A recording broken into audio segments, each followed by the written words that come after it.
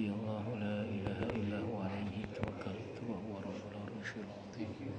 حسبي الله لا إله إلا هو عليه توكلت وهو رب العرش العظيم. Assalamualaikum warahmatullahi wabarakatuh. Bismillahirrahmanirrahim. Alhamdulillahi rabbil alamin. Wa bihi nasta'inu ala umuri dunya waddin. Wassalatu wassalamu ala syarafil anbiya'i wal mursalin Sayyidina wa habibina wa syafi'ina wa qurrati a'yunina wa maulana Muhammadin wa ala alihi wa ashabihi wa dhurriyyatihi ajma'in, amma ba'd. Ashhadu an la ilaha illallah wa ashhadu anna Muhammadar Rasulullah wa ufawwidhu amri ilallah, innallaha basirum bil ibad. Hasbiyallahu la ilaha illa huwa alaihi tawakkaltu wa huwa rabbul arsyil azim.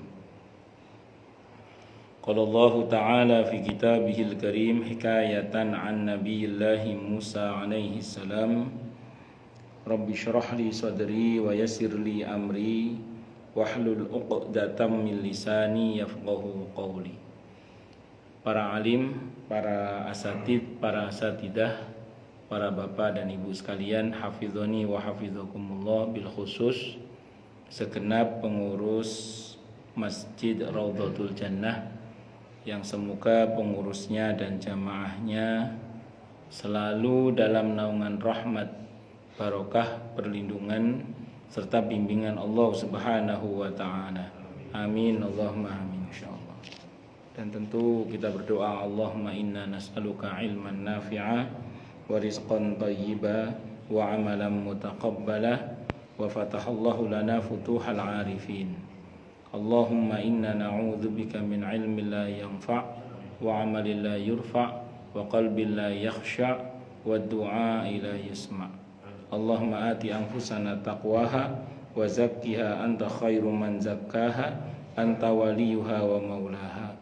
Allahumma barik lana fi Rajab wa Sya'bana wa ballighna Ramadhana. Allahumma ighfir lana warhamna wa tub alaina. Amin. Allahumma amin insyaallah.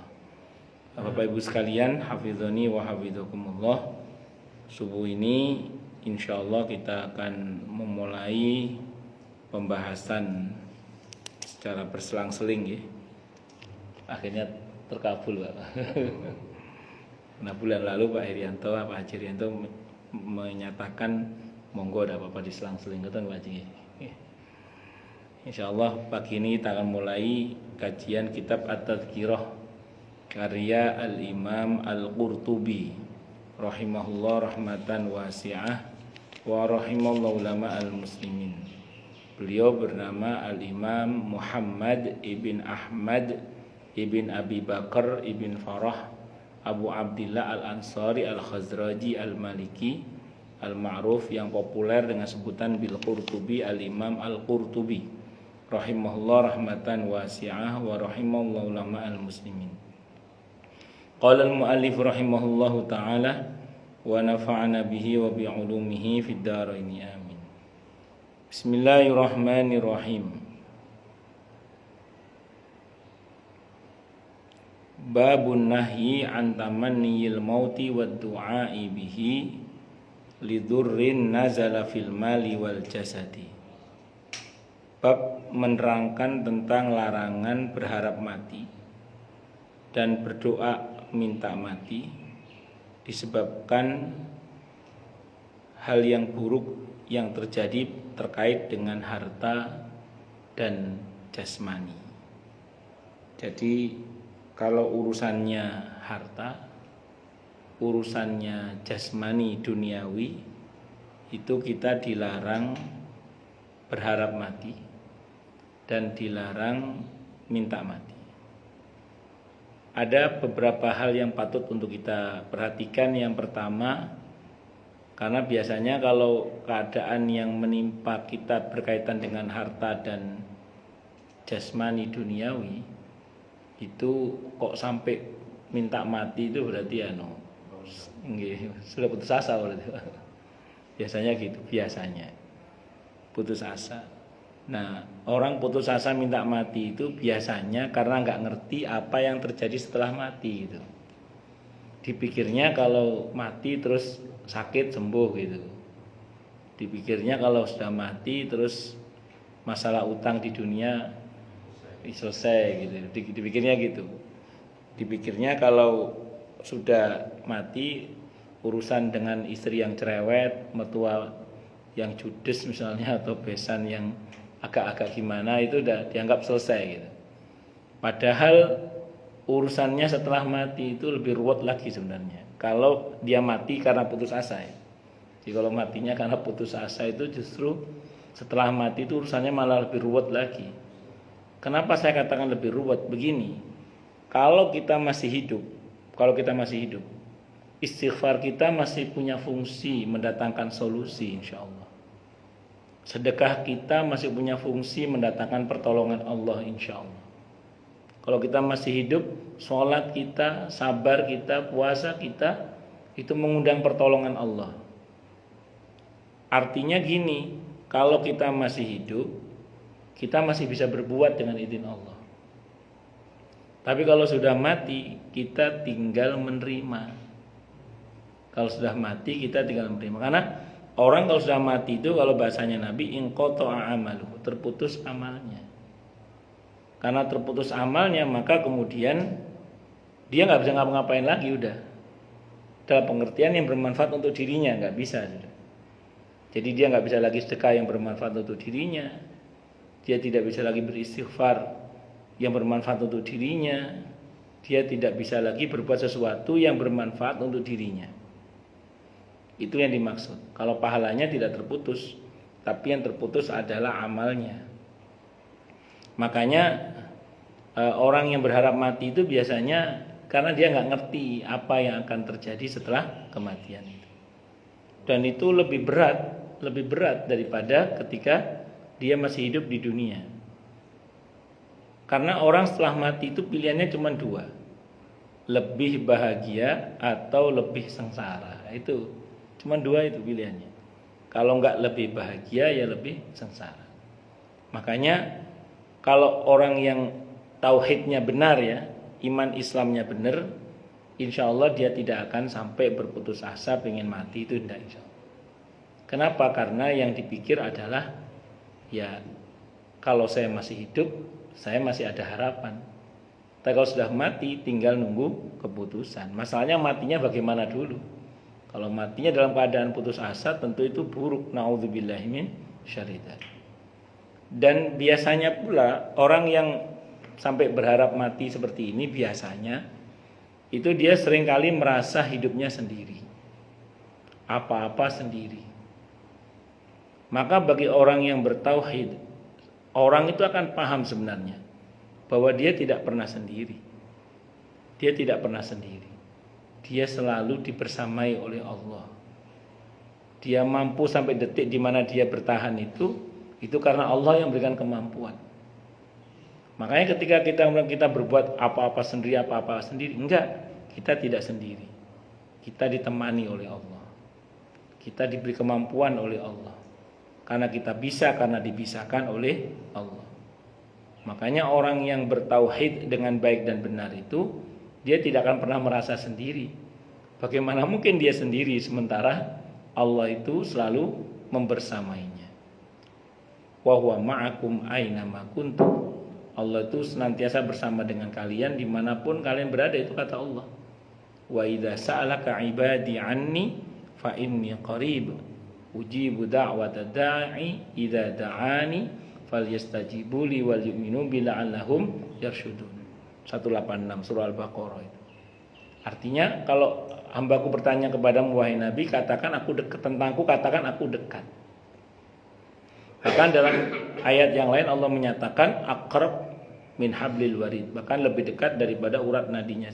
Jadi kalau kita punya urat nadi, Allah kepada kita lebih dekat lagi. Wa nahnu aqrabu ilaihi minkum walakin la tubsirun. Di saat kita mengalami sakaratul maut, bahkan Allah itu lebih dekat kepada kita, melebihi dekatnya kita kepada diri kita sendiri. Gimana membayangkannya? Ya nggak bisa dibayangkan juga sih, Mang. Allah nggak bisa dibayangkan. Tapi maksud saya bahwa betapa sebenarnya kita tidak pernah benar-benar sendiri. Maka biasanya orang yang merasa apa-apa sendiri, dan merasa sendirian kemudian, biasanya tauhidnya bermasalah. Karena orang yang tauhidnya benar, dia tidak akan pernah merasa sendirian. Dia tidak akan pernah merasa sendirian. Kenapa? Karena dia akan selalu merasa dibersamai oleh Allah. Maka ini dicamkan baik-baik ketika kita agak baperan gitu ya, merasa saya apa-apa sendiri.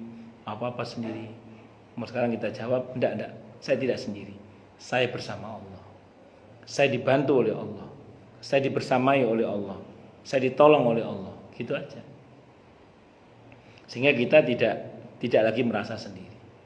Dan insya Allah tidak akan mudah berputus asa, karena selalu merasa dibersamai oleh Allah Subhanahu wa ta'ala. Allahu Akbar. Dan lagi pula, kalau musibah yang berkaitan dengan harta dan jasmani, itu kan malah merontokkan dosa. Kalau kita sabar, hadisnya Sahih Muslim, dosa kita rontok seperti daun yang berguguran dari dahannya. Kalau sanggup sabar terkait musibah berkaitan dengan duniawi ya, jasmani duniawi atau berkaitan dengan harta tadi itu kalau kita sanggup bersyukur, dapat musibah duniawi atau jasmani, malah bersyukur, maka dalam hadis riwayat Ahmad, hadis qudsi, hadisnya sahih li ghairihi, orang yang sanggup bersyukur dalam musibah seperti itu akan diampuni oleh Allah dosanya seperti bayi yang baru lahir dari rahim ibunya. Itu nggak tanggung-tanggung itu. Nggak cuman diampuni seperti daun yang berguguran dari dahannya, bahkan diampuni oleh Allah seperti bayi yang baru lahir dari rahim ibunya. Kalau kita sanggup bersyukur itu. Makanya sebagian para ulama itu kalau didatangi murid-muridnya terkait masalah kehidupan duniawinya, kata gurunya biasanya berkata, kamu datang ke sini mau mengadukan Allah yang maha baik, yang mengampun dosa-dosa kamu dengan masalah kamu itu, yang menyempurnakan kemuliaan kamu dengan masalah kamu itu. Kamu mau mengadukan Allah yang dengan masalahmu itu justru berguguran dosa-dosamu. Jadi akhirnya nggak jadi mengadukan ke gurunya, karena dia lebih untuk belajar menikmati proses yang sedang Allah kehendaki dari kehidupannya, di mana dibalik hal yang memang Allah buat nggak enak dalam kehidupan dunia ini, ternyata ada ampunan di balik semua itu. Dan setiap orang yang paham pasti tahu bahwa dunia ini memang sengaja dibuat oleh Allah ada nggak enaknya. Saya ulang ya, bagi orang yang paham betul tentang agama ini, dia akan tahu bahwa memang sengaja hal yang tidak enak itu dibuat oleh Allah di dunia ini. Sengaja memang. Kenapa kok sengaja dibuat oleh Allah? Supaya kita tahu bahwa dunia ini nggak enak, gitu aja. Jadi kalau kita merasakan ada hal yang nggak enak dalam kehidupan kita, itu catat baik-baik, itu memang sengaja Allah buat. Supaya kita tahu bahwa dunia ini memang nggak enak, gitu aja. Karena kalau kita sudah tahu dunia nggak enak, maka jangan pernah menjadikannya sebagai tujuan. Tujuan. Tapi jadikanlah sebagai kendaraan untuk kita menuju kepada Allah Subhanahu wa ta'ala. Dan memang dunia ini bukan tempat istirahat. Dunia ini medan juang. Alladzi khalaqal mauta wal hayata liyabluwakum ayyukum ahsanu amala wa huwal azizul ghafur. Jadi Allah menciptakan hidup dan mati dengan segala pernak-perniknya ini untuk menguji kalian siapa yang paling baik amal perbuatannya. Nah, kesalahan kita adalah ingin beristirahat di medan juang. Itu kesalahan kita. Jadi kenapa sebagian orang tadi kok gampang putus asa, di antara karena dia maunya beristirahat kok nggak bisa istirahat. Lah, kesalahan kita ya tadi itu. Karena kita pengen beristirahat di medan juang. Apa tidak boleh beristirahat di dunia ini? Boleh, tapi secukupnya, bukan sepuasnya. Jadi beristirahat di dunia ini secukupnya, bukan sepuasnya. Dan lagi pula kita juga bukan penduduk bumi kan. Kita ini penduduk akhirat yang masih tinggal di bumi. Saya ulang ya, kita ini bukan penduduk bumi, bukan. Kita ini penduduk akhirat yang masih tinggal di bumi. Artinya mau atau tidak mau, suka atau tidak suka, dengan senang hati atau terpaksa, semua kita pasti harus lanjut ke alam berikutnya. Namanya alam apa? Barzakh. Itu dipahami dulu ini supaya kita mudah menerima konsep bahwa di balik musibah yang kita jalani itu, yang kita mengalami itu ada ampunan Allah di dalamnya. Tergantung tadi ampunan, kadar ampunan tergantung. Kalau kita sabar, hadisnya Sahih Muslim, dosanya rontok seperti daun yang berguguran dari dahannya. Kalau kita sabar. Kalau kita bersyukur, dapat musibah malah bersyukur, itu hadisnya hadis qudsi, riwayat Ahmad, hadisnya sahih li ghairihi. Diampuni dosanya oleh Allah seperti bayi yang baru lahir dari rahim ibunya. Allahu Akbar. Rawa Muslimun, telah meriwayatkan siapa Imam Muslim, an Anasin, dari Anas ibn Malik radhiyallahu anhu, qala, beliau berkata, qala, telah bersabda siapa Rasulullah sallallahu alaihi wasallam. Apa sabda beliau? La yatamannayanna ahadukumul mauta. Sungguh janganlah berharap salah seorang di antara kalian al mauta, mati.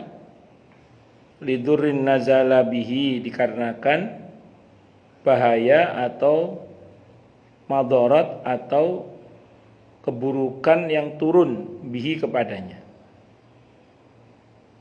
Fa in kana la budda mutamaniyan, dan apabila memang enggak boleh tidak harus berharap mati. Fal yaqul, maka hendaklah dia berkata atau berdoa, Allahumma ahyini ma kanatil hayatu khairan li. Ini jangan dipaksa, ini jangan dibaca tiap hari doa ini. Ini doa walaupun hadisnya Sahih Muslim, tapi jangan dibaca tiap hari. Tapi ini dibaca kalau terpaksa. Kalau mah enggak boleh tidak, harus berdoa. Doanya ini kata Nabi, Allahumma ahyini ma kanatil hayatu khairan li. Ya Allah, hidupkanlah hamba selagi hidup itu lebih baik untuk hamba. Wa tawaffani, dan wafatkanlah hamba idza kanatil wafatu khairan li, apabila memang wafat itu lebih baik untuk hamba. Akhrajahu al-Bukhari, hadis ini dikeluarkan pula oleh Imam Al-Bukhari. Wa anhu, dan ceritakan dari Anas ibn Malik radhiyallahu anhu, qala, beliau berkata, qala, bersabda siapa Rasulullah sallallahu alaihi wasallam, la yatamayyanna ahadukumul mauta wa la yad'u bihi min qabli ay ya'tiyahu. Sungguh janganlah berharap seseorang di antara kalian mati, dan jangan pula berdoa minta mati, min qabli ay ya'tiyahu, sebelum kematian itu mendatanginya. Kalau belum waktunya mati, tidak usah berharap mati. Innahu idza mata ahadukum, sesungguhnya apabila telah mati salah seorang di antara kalian, in qata amalu, maka terputuslah amalnya. Wa innahu la yazidul mu'minu umrohu illa khairan, dan sesungguhnya tidaklah bertambah seorang mukmin itu apanya umurnya, kecuali itu lebih baik. Jadi la yazidul mu'minu umrahu illa khairan. Jadi tidaklah bertambah seorang mukmin itu apanya umurnya illa khairan, kecuali dia akan menjadi lebih baik. Saya mau terangkan dulu yang berkaitan dengan hadis ini ya. Jadi Nabi itu wanti-wanti betul, jangan berharap mati. Saya sering dapat pertanyaan gini dari seseorang, Ustadz, ada orang sakit, udah sepuh Ustadz, udah nggak ada harapan kayaknya. udah nggak ada harapan. Kalau kita doakan sembuh, ya kasihan juga Ustaz. Dia bilang gitu. Sembuh, sehat, panjang umur itu kok kasihan gitu. Gimana Ustaz ya?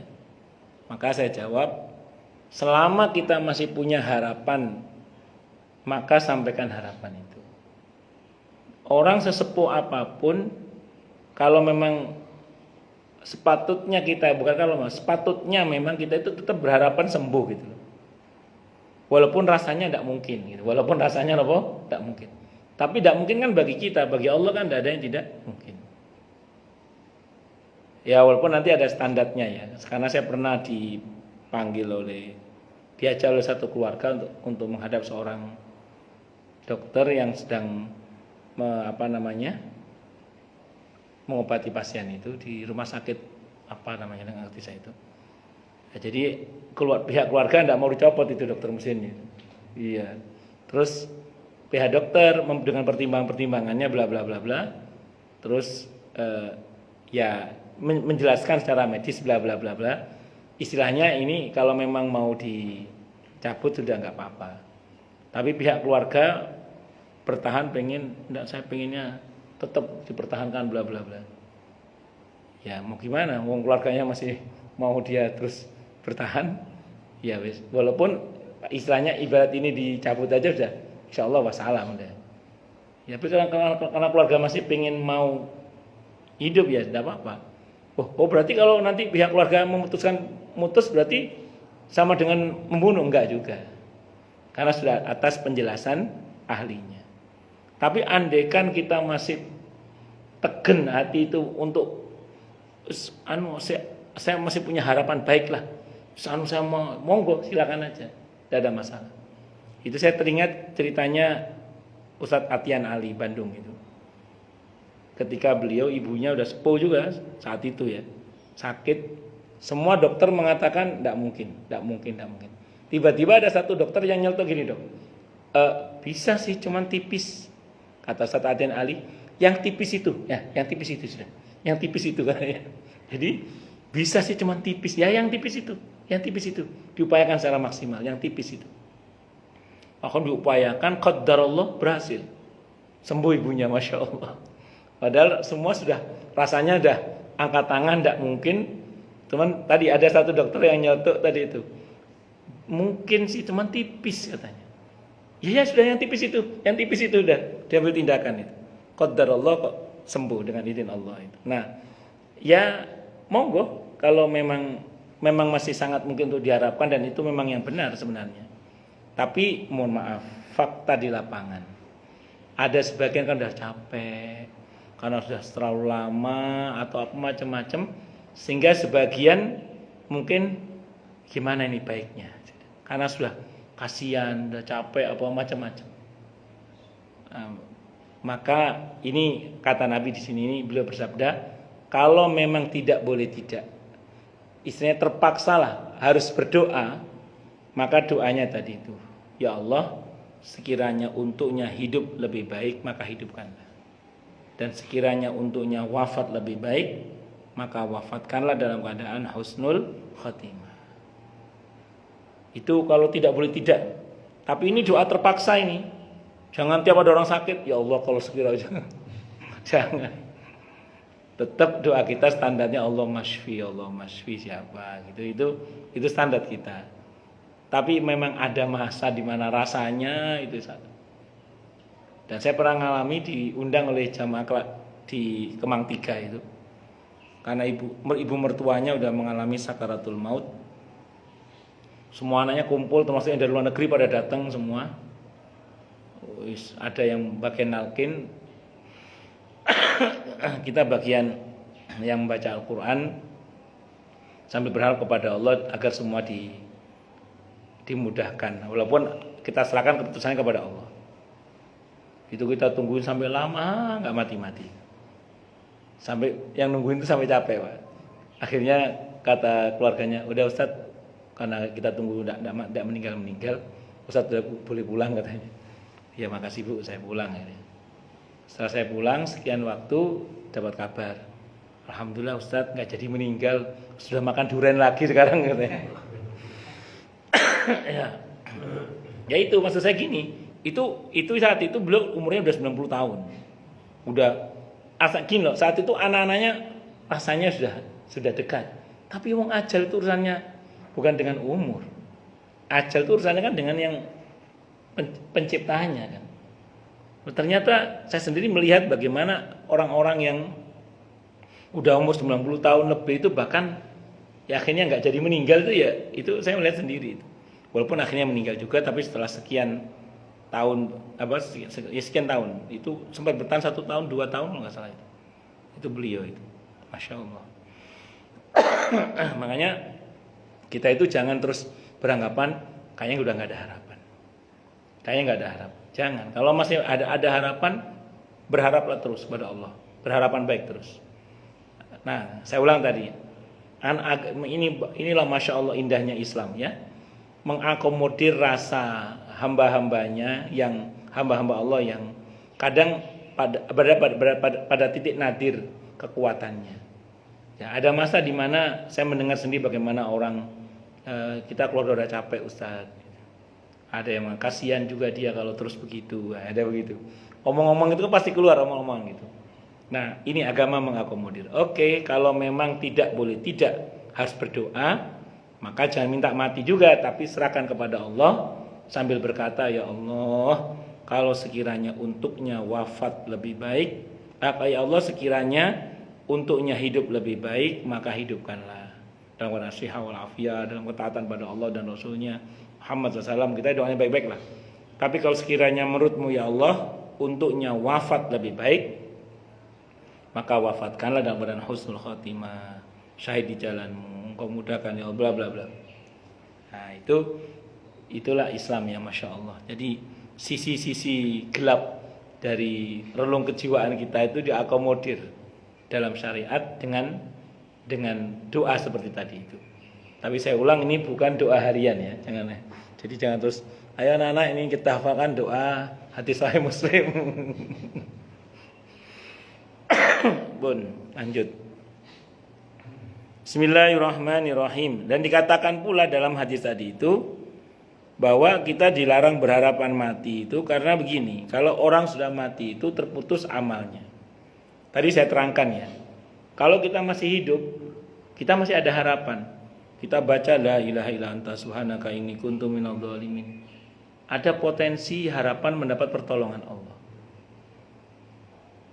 Sehingga kalau kita bicara la ilaha illa anta subhanaka inni kuntu minadh dhalimin, Al-Anbiya ayat 87 itu ayat 88-nya kan Allah janji akan memberikan pertolongan. Ini berkaitan dengan kisah Nabi Yunus alaihissalam. Nabi Yunus kalau diceritanya malah rasanya tidak mungkin selamat itu. Dan memang Allah menyatakan kalaulah dia bukanlah orang yang biasa bertasbih sebelumnya, niscaya dia akan tinggal dalam perut ikan itu sampai hari kiamat. Artinya dengan ditelan oleh ikan yang besar itu, memang Allah merencanakan perut ikan itu sebagai kuburan bagi Nabi Ayub alaihissalam. Nabi Yunus alaihissalam. Tapi barokahnya la ilaha illa anta subhanaka inni kuntu minadh dhalimin, Allah merubah takdirnya. Ini bahasa zahir ya, kalau hakikatnya tentu semua Allah yang Maha tahu. Barokahnya baca la ilaha illa anta subhanaka inni kuntu minadh dhalimin. Saya baca dalam kitab Abwabul Farad Said Muhammad Alawi Al-Maliki rahimahullah. Saya baca dalam kitab Ad-Da' wa Dawa karya Ibnu Qayyim Al-Jauziyah rahimahullah. Disebutkan di situ itu para sahabat bertanya, "Ya Rasulullah, itu nabi. Lalu bagaimana dengan kami yang bukan nabi?" Jadi kalau hari ini ada orang yang kalau kita cerita tentang mukjizat para nabi mengatakan itu kan nabi, kita kan bukan nabi. Itu bukan pertanyaan baru itu ternyata.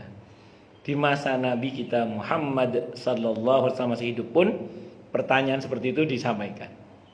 Apa Nabi tidak jawab ternyata. Begitu dibilang itu kan nabi, bagaimana dengan kami yang bukan nabi? Tapi yang jawab Allah langsung. Ayat 88-nya itu. wa kadzalika nunjil mu'minin.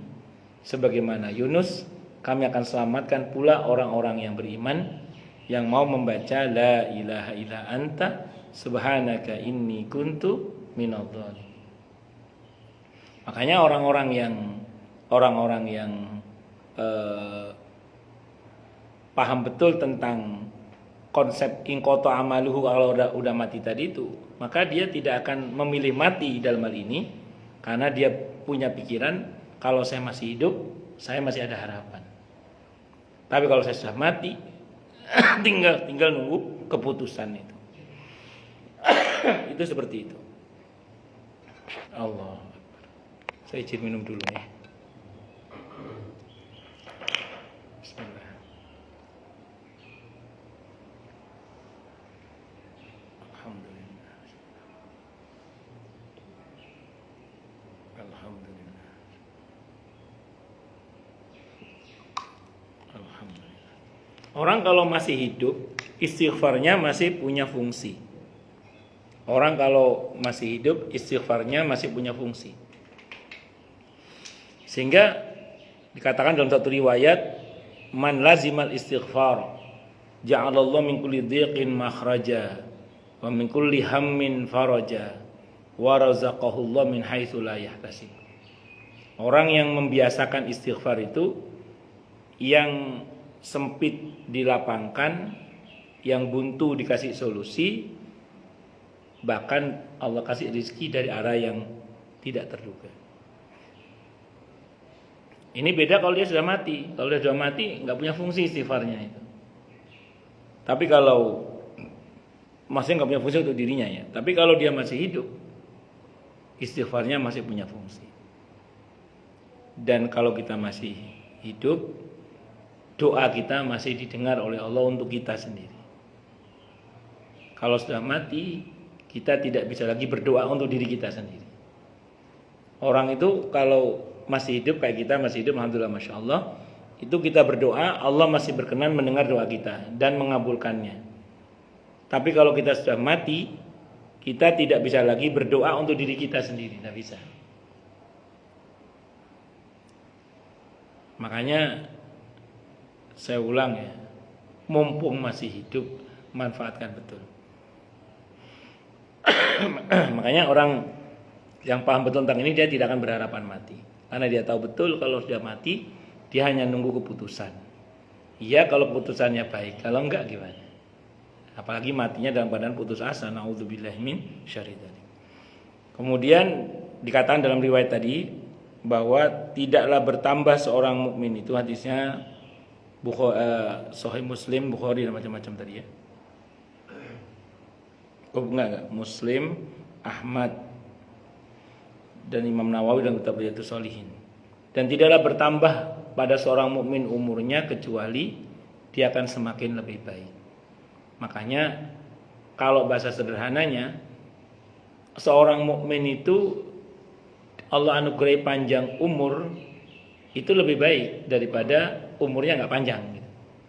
Sehingga nanti ada di sini riwayat sebutkan insyaallah nanti bahwa sebaik-baik manusia adalah orang yang panjang umurnya dan bagus amal perbuatannya. Dan seburuk-buruknya manusia adalah orang yang panjang umurnya tapi bejat kelakuannya.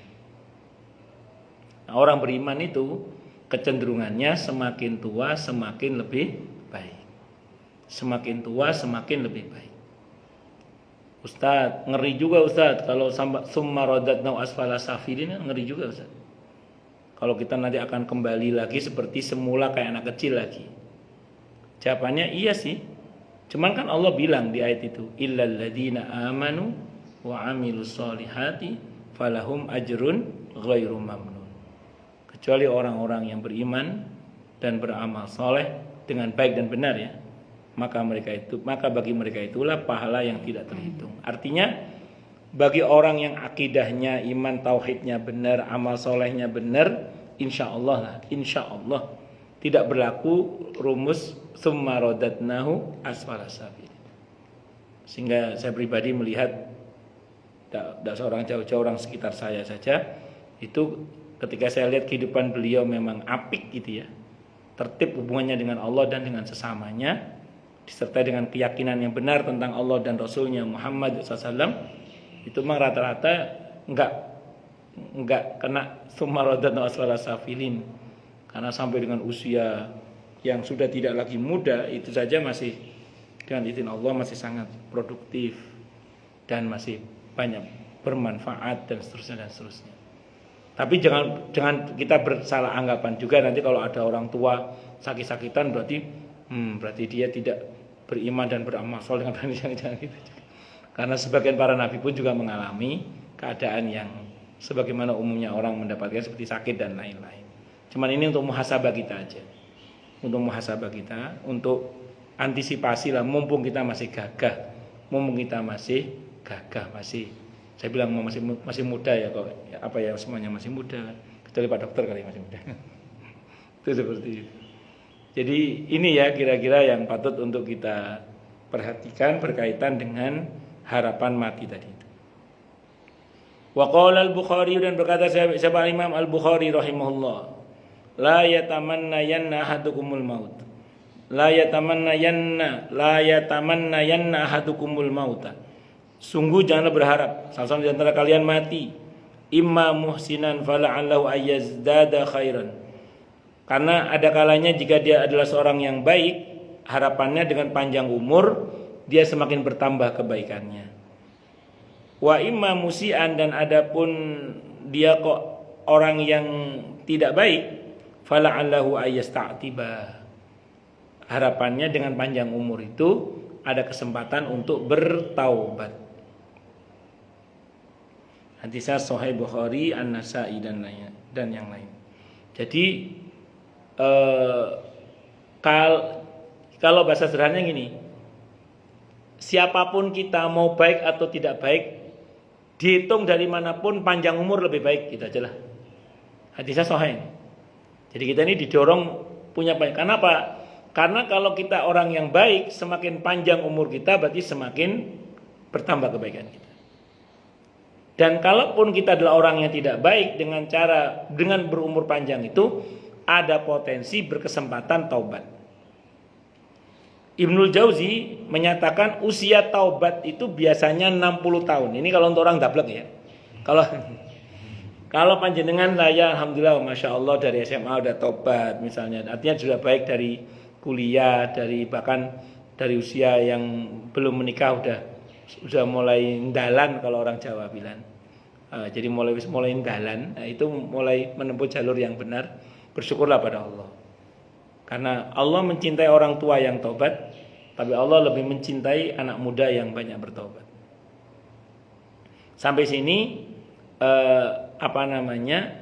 kita jadi paham ya. Jadi dihitung dari manapun, kalau kita berusia panjang, berumur panjang itu tetap lebih baik. Kalau kata riwayat Imam Bukhari. Makanya kalau kita baik, semakin panjang umur semakin lebih baik. Kalaupun kita jahat, dengan panjang umur diharapkan ada kesempatan untuk bertaubat.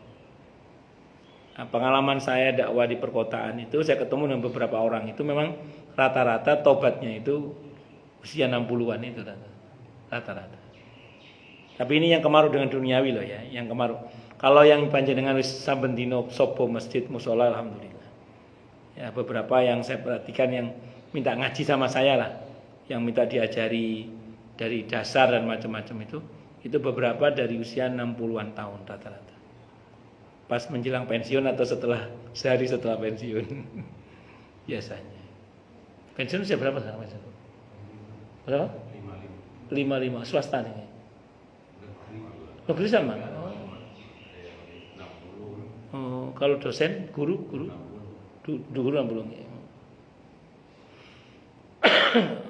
Sebagai pegawainya pensiun, tapi sebagai gurunya enggak pensiun. Nggih, kan beberapa teman-teman dosen itu walaupun sudah sepuh tapi masih iya betul. Tapi sudah bukan lagi sebagai ASN tapi tetap sebagai pengajar, dikaryakan. Dan lain sebagainya. Nggih, intinya itulah kesempatan kita untuk bertobat. Kalau dokter enggak ada pensiunnya, Dok ya? Kenapa? Oh. Sama kayak Oh, kalau yang ASN ada pensiunnya tetap ya. Tapi status sebagai dokternya itu melekat ya, kayak guru gitu ya. Iya, baik. Allahu Akbar. Al-Bazzar meriwayatkan an Jabir, dari Jabir ibn Abdullah radhiyallahu anhu, qala, beliau berkata, qala, bersabda siapa Rasulullah sallallahu alaihi wasallam, la tamannawul mauta fa inna haulal matla'i syadidun wa inna minas sa'adati ayyutawwala umrul abdi ayatula umrul abdi hatta yarzuqahu Allahu al-inabata. Hadisnya sahih riwayat Ahmad, Al-Baihaqi, Al-Haythami, termasuk Al-Ghazali dalam Ittihafus Sadah, dalam kitab Ittihafus Sadah, Kanzul Ummal, dan Al-Bazzar. Sanadnya hasan, malah dikatakan sahih. Saya mau sampaikan dulu gini. Dikatakan dalam riwayat ini, kata Nabi, maka la tamannawul mauta, janganlah kalian berharap mati, kata Nabi. Janganlah kalian berharap mati. Fa inna haulal matla'i syadidun, karena kengerian menjelang kematian itu dahsyat.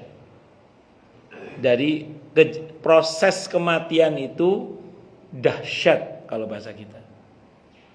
Wa inna minas sa'adati, dan termasuk kebahagiaan adalah ayatula umrul abdi, panjang umur seorang hamba itu, hatta yarzuqahullahu al-inabata, hingga Allah anugerahi dia kesempatan untuk bertaubat. Kalau bahasa sederhananya, jangan sok-sokan minta mati, karena sakaratul maut itu menegangkan, dahsyat. Nah, detil dahsyatnya ini ya sama terang sedikit aja, takutnya nanti dahsyatnya kayak apa gitu ya. Jadi gini,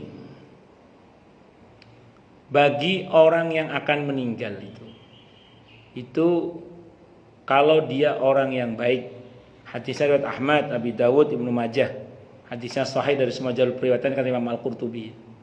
Sebelum malaikat maut datang, itu sudah ada malaikat pendahulu yang datang. Dan malaikat pendahulu yang datang ini bisa disaksikan oleh orang yang akan meninggal dunia itu sejauh mata memandang. Kalau yang akan meninggal orang yang baik, yang datang malaikat rahmat, SOP-nya wajib mengucap salam, permisi dulu. Wajahnya menyenangkan, wangi, aromanya harum, pokoknya indah malaikatnya. Tapi kalau yang akan mati itu orang yang jahat, maka yang datang adalah malaikat adab. Kata Imam Al-Qurtubi, kalau orang yang gak paham dikira itu jin, sehingga kadang orang minta diruqyah, kata beliau. Dan saya ketemu beberapa orang menjelang meninggal itu minta diruqyah gara-gara katanya diikuti orang. Saya diikuti orang, ada yang ngikuti saya, tolong diruqyah saya. Saya ada curiga, jangan-jangan ini malaikat yang ngikuti itu. Ternyata betul, tidak lama beliau wafat. Nah, jadi minta diruqyah. Orang yang nggak paham dikira itu jin, padahal itu malaikat. Malaikat pendahulu yang datang sejauh mata memandang. Kalau kata Siti Aisyah radhiyallahu anha, bahkan malaikat ini sudah datang 1 tahun sebelum kematian orang itu. Kata Siti Aisyah. Kalau Nabi tidak menyebutkan waktunya. Nabi tidak menyebutkan waktunya. Kalau Siti Aisyah pas mensyarah hadis itu beliau menyatakan bahkan 1 tahun sebelum kematian orang itu. Hikmahnya apa coba? Nabi tidak menyebutkan waktunya. Kalau Siti Aisyah menyebutkan waktunya ya. Hikmahnya adalah biar kita nggak kegeeran, terus merasa saya belum lihat apa-apa, berarti masih lama. Jadi jangan begitu, tetap harus waspada. Takutnya tiba-tiba nongolnya itu 1 menit sebelum kan repot itu. Nah, makanya harus hati-hati. Makanya Nabi nggak nyebut waktunya. Tapi Siti Aisyah pas mensyarah hadis itu beliau mengatakan 1 tahun bahkan sebelum kematian. Ya, tentu beliau nggak ngawur ya. Siti Aisyah nggak mungkin ngawur. Dan saya pernah ketemu ketika saya pas takziah itu, saya terangkan tentang masalah ini, anaknya cerita sama saya. mama saya itu Ustaz 2 tahun sebelum meninggal, malah 2 tahun malah. Itu cerita yang semua cerita itu kejadian pas beliau meninggal itu. Dengan izin Allah. Wes. Sampai pada hari H di mana malaikat akan mencabut nyawa si fulan itu, datanglah malaikat maut. Jumlahnya ada 3 atau lebih malaikatnya itu. Jadi malaikat maut tidak sendirian, ada timnya. Jadi 3 atau lebih ada timnya. Di Al-Quran bentuknya jamak. Kalau di versi Ahmad 3 malaikatnya. Versi Ibnu Majah 4. Pokoknya jamak itu 3 ke atas. Allah berfirman dalam Al-Quran di surah An-Nahl ayat 32. Ini kalau orang yang bertakwa yang meninggal. Apa kata Allah? Alladzina tatawaffahumul malaikatu thayyibina yaquluna salamun alaikum. Orang yang bertakwa adalah orang yang baik menurut Allah dan akan diwafatkan oleh Allah, oleh para malaikat utusan Allah dengan cara yang baik. SOP-nya wajib mengucap salam malaikatnya, permisi dulu. Tapi kalau yang akan mati itu orang yang jahat, malaikat mautnya juga datang tapi nggak pakai permisi, Pak. Semua tekong naik. Dan wujudnya juga menyeramkan. Sekak enak ambune, serem, guwalak, gak karu-karuan. Nah, sementara kalau orang yang baik tadi malaikatnya sopan, wajib mengucap salam, wajib permisi terlebih dahulu. Dalam riwayat itu diceritakan malaikat bersabda, begitu orang itu melihat malaikat maut yang datang karena salam dulu kan. Agak tegang kan, di tengah-tengah tegang itu malaikat maut mengatakan Allah mengucapkan salam untukmu. Masya Allah. Kalau orang yang bertanya, Allah mengucapkan salam untuk. Kalau Allah yang ucap salam, yang punya keselamatan. Selamat apa selamat kira-kira? Selamat. Jawabannya apa kira-kira itu? Kalau Allah mengucap salam itu, jawabannya seperti Siti Khadijah. Ketika beliau hendak wafat, malaikat Jibril mengatakan kepada Nabi, sampaikan kepada istrimu Allah mengucap titip salam buat istrimu. Siti Khadijah radhiyallahu anha. Jawaban Siti Khadijah kama qala Allahumma antas salam wa minkas salam. Tabarakta ya dzal jalali wal ikram. Ya Allah, Engkaulah Maha Selamat, Engkaulah Maha Pemilik keselamatan. Dari mula segala keselamatan itu Maha Suci, Maha Baik Kau ya Allah, yang Maha memiliki keagungan dan kemuliaan. Atau kalau sebagian kaum muslimin menambahkan zikirnya dengan zikir, ini tambahannya, ada tambahan, bukan. Jadi sependek yang saya tahu ini tambahan. Allahumma antas salam wa minkas salam wa ilaika ya'udus salam fa hayyina rabbana bis salam wa adkhilna al jannata darus salam tabarakta rabbana wa ta'alaita ya dzal jalali wal ikram. Itu seperti itu. Maka pada saat malaikat maut itu datang, orang yang akan meninggal itu mengalami 2 keresahan yang sangat. Keresahan yang pertama tentang keluarga yang akan ditinggalkan, dan pertanyaan keresahan kedua adalah setelah ini saya kemana. Kalau orang yang baik dijawab semua dan dia tenang. Makanya sebelum dicabut nyawanya dibisiki oleh malaikat, bagian tim pencabut nyawa bagian berbisik. Itu dengan bisikan yang versi Ahmad redaksinya mirip di akhir surah Al-Fajr ayat 27 dan seterusnya itu. Ya ayyatuhan nafsul mutmainnah irji'i ila rabbiki radiyatan mardiyah. Fadkhuli fi nanti itu fadkhuli ibadati nanti itu. Jadi hei jiwa yang tenang, kembali kepada Tuhanmu dengan ridho dan diridhoi. Tapi kalau orang yang jahat tadi itu tentang keluarga yang akan tinggalkan enggak dijawab keresahannya, tentang kemana setelah ini enggak dijawab keresahannya, akhirnya dalam keresahan yang luar biasa itu dia dieksekusi, dicabut nyawanya. Dan kalau versi Ahmad dicabut nyawanya dari arah ubun-ubun, ditarik dari arah ubun-ubun yang ketat dari arah kaki. Dari arah ubun-ubun yang ditarik malaikatnya atau dari mana aja sakarepe. Itu. Sakarepe. Tapi yang pasti harus berhenti di sini dulu. Harus berhenti di sini. Falaula idza balagatil hulqum wa antum hina idzin tanturun. Dan ini kata Nabi, innalil mauti sakarat. Kematian itu sakitnya luar biasa. Sakitnya luar biasa kata Nabi. Dan akan hilang rasa sakit itu kalau pas nyawa kita di sini ngelihat surga. Semoga untuk kita surga. Amin. Allahumma amin. Lupa udah itu dengan rasa sakitnya sakaratul maut itu. Tapi kalau sampai sini ngelihat neraka, Mbok, itu tadi wis sudah sakaratul mautnya sakit, ngelihat neraka wassalam. Nauzubillahi minasyarri dzalik. Nauzubillahi minasyarri dzalik.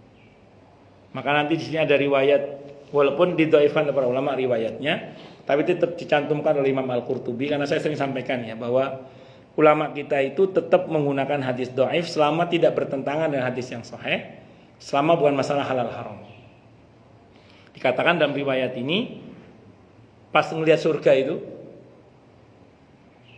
bagaimana, mau lanjut atau kembali ke dunia?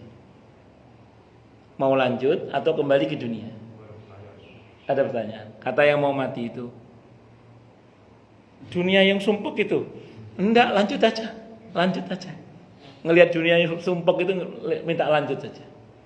Tapi kalau yang juahat tadi, bahkan enggak usah ditawari kalau yang itu. Malah minta negosiasi agar ditunda kematiannya. Tapi negosiasi ditolak. Karena nyawa sudah di sini. Jadi kalau yang baik tadi tawari mau lanjut apa enggak. Nah kalau yang kedua tadi enggak usah ditawar lanjut apa enggak, pasti enggak mau ngeliat neraka kok. Malah dia negosiasi. Al-Munafiqun ayat 10 itu, ayat 11-nya Allah tolak negosiasinya karena enggak mau keluar, Allah dipukul oleh malaikat. Al-An'am ayat 93, surah Muhammad ayat 27. Karena enggak mau keluar, dipukul sama malaikat. Jadi mengerikan sekali kalau kita tidak termasuk orang yang baik. Tapi kalau kita termasuk orang yang baik, justru kematian adalah sesuatu hal yang sangat indah karena kita bisa melihat tempat tinggal kita insyaallah, yaitu surga, dan mudah-mudahan berjumpa dengan penghuni terbaik surga, yaitu Rasulullah Muhammad sallallahu alaihi wasallam. Baik, saya kira ini yang bisa saya sampaikan. Semoga bermanfaat. Silakan yang mau tanya, protes, marah, boleh silakan. Nggih. Kita kan nggak boleh minta mati. Betul. Bagaimana dengan kalau di tanah suci? Ya, bagus. Boleh minta mati kalau di sana, kalau di tempat kita sendiri itu boleh. Tapi kalau di sana bagaimana? Apakah ada hadisnya yang menyatakan bahwa kita boleh minta meninggal? Pasti kan kalau yang menyolatkan itu kan jutaan. Betul. Jadi ada bab di sini nanti, Pak Haji. Ada bab di sini nanti. Ada riwayatnya, ada di mana Nabi mendorong kita untuk meninggal di salah satu tanah suci, yaitu kalau nggak Mekah, Madinah. Bahkan beberapa para sahabat Nabi itu berharap diwafatkan di tanah suci. Tapi ingat ya, walaupun kita berharap meninggal di tanah suci, boleh Pak Haji, tidak apa-apa, silakan. Akan tetapi jangan sampai kalau haji atau umroh niatnya untuk mati, jangan ya. Tetap haji umrohnya harus karena Allah. Wa atimmul hajja wal umrata lillah. Sempurnakanlah haji dan umroh itu karena Allah. Jadi jangan karena mati, jangan. Nah, jadi harus karena Allah, jangan karena ingin mati. Tapi berharapan meninggal di sana silakan. Tapi pas berangkat haji umroh jangan niat mati, tapi niatnya adalah untuk karena Allah tadi itu. Ngoten Pak. Wallahu a'lam bishawab. Ada lagi? Monggo Pak.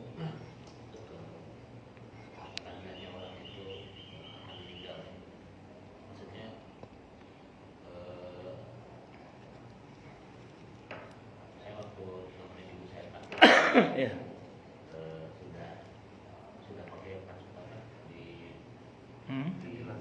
ventilator, berdoa terus dikejut jantung. Yeah. Jadi masih berupaya lah teman-teman dokter, jadi ternyata itu dulu kan saya. Iya. Dan saya masih berharap ada keajaiban saja sih. Iya. Tapi setelah itu kan selesai itu sudah selesai dan saya nggak sempat talqin gitu karena saya sibuk Berharapan baik. ada kebaikan gitu, Iya. keajaiban. Iya. Saya nggak ngerti medis itu sebenarnya. Iya. Dan saya berharap ya kebaikan lah, medis masih ada di mungkin satu tadi kesempatan tadi. Iya. Jadi saya nggak sempat talqin gitu sih. Sebenarnya yang benar yang mana? Bagus. Wallahu alam bisawab ya. Ibnu Qudamah itu sempat memang membahas tentang tanda-tanda fisik orang yang akan meninggal. Dirujuk pada satu riwayat ketika Sayyidina Ali bin Abi Thalib radhiyallahu anhu dan sahabat Abbas baru keluar dari dalamnya Rasulullah Muhammad SAW saat itu beliau sakit. Sampai di masjid, para sahabat lain bertanya, bagaimana kabarnya Rasulullah Muhammad sallallahu alaihi wasallam? Kata Sayyidina Ali, baik. Beliau baik, beliau sehat. Membaiklah kamu. Sahabat Abbas itu nyolek Sayyidina Ali kalau bahasa kita. Ali, kamu kok ngomong Rasulullah baik bagaimana? Saya itu hafal betul. Kalau orang Quraisy mau meninggal itu saya hafal betul. Saya melihat tanda-tanda orang yang akan meninggal itu tadi itu ada pada Rasulullah Muhammad SAW. Nah, seperti halnya pohon yang layu, hidungnya miring. Kalau kata Ibnu Qudamah, saya nggak tahu medis dokter yang tahu lah. Hidungnya kayak pohon layu aja, jadi miring. Apa namanya ini? Hidungnya mulai miring. Biasanya telinganya agak mengincup. Gitu. Nanti kalau ngaca, ya kok ngincup jangan-jangan. Terus kemudian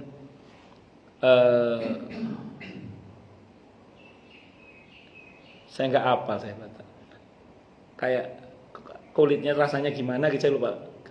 Kulitnya itu beda gitu, dipegangnya itu beda kulitnya itu. Nah, saya lupa gimana gitu cirinya itu. Pokoknya gimana gitu kulitnya, pokoknya kulitnya beda lah, nggak seperti biasanya gitu. Terus yang pasti itu kan kalau dalam hadis yang sahih, orang tidak akan mati-mati sampai jatah rezekinya habis kan. Nah, maka jatah air yang sudah habis itu diinfus pun tidak masuk itu, balik gitu. Sayyidina Umar ketika minum tumpah minumannya itu, kata beliau tidak lama, berarti kata beliau tidak lama saya berarti. Itu gitu. Nah, jadi kalau sekiranya secara fisik Bapak melihat tanda-tanda itu, ya berarti mungkin sudah tidak lama lagi. Pernah ada seorang anak kecil usia 9 tahunan kira-kira, anaknya besar, di salah satu klinik kesehatan ya, seorang ustadz itu, anak ini berlarian. Kata ustadz terapisnya itu ngomong gini, ini anak siapa? Anak saya ustadz, ada orang yang ngomong, kalau bisa 3 atau 7 hari ke depan jangan dibawa kemana-mana anak ini ya. Kenapa ustadz? Oh ya udah, pesan saya itu aja, jangan dibawa kemana-mana. Ternyata kira-kira 7 hari kemudian lebih lah, itu bapaknya telepon, terima kasih nasihatnya ustadz, anak saya meninggal. Itu gimana, kenapa ustadz? Saya cerita itu, ya saya melihat pada anak bapak kemarin itu ada tanda-tanda, padahal anaknya sehat, tapi tanda-tanda kematian ada pada anak itu. Itu diantaranya. Wallahu a'lam bishawab. Nah, bapak tidak salah, Pak. Bapak tidak salah dalam hal ini, Bapak. Karena andaikan bapak saat itu misalnya, ketika bapak kemudian berusaha maksimal, kemudian ternyata gagal. Ingat rumusnya ya, Allah tidak mewajibkan kita berhasil, tapi Allah melihat upaya kita. Saya masih ingat ketika Allahyarham ayah saya harusnya akhirnya meninggal setelah dioperasi. Itu ada saudara ngomong gini ke saya, tahu gitu kalau mati nggak usah nggak usah dioperasi. Saya bilang, kalau saya tidak mengambil tindakan maksimal untuk ayah saya, mungkin sampai sekarang saya akan digerogoti penyesalan yang tidak ada hentinya. Iya. Artinya saya sudah berusaha semaksimal yang bisa saya lakukan. Jadi bapak tidak salah. Untuk ibunda bapak, tanda husnul khotimah itu tidak harus ditalkin, Pak. Gak usah khawatir. Tanda husnul khotimah itu tidak harus ditalkin. Artinya ada orang-orang tertentu itu yang meninggal bahkan tanpa ada yang menemani kecuali Allah dan dia saja. Percayalah, insya Allah ibu bapak masuk dalam kategori yang husnul khotimah, insya Allah. Gitu Bang ya? Allah. Ada lagi mungkin? Monggo. siapa dulu? Yang lebih sabar dulu. Yang lebih sabar dulu. Hah? Apa dokter tuh barangkali? Yang tua ngasih yang muda apa yang muda? Enggak, Dok.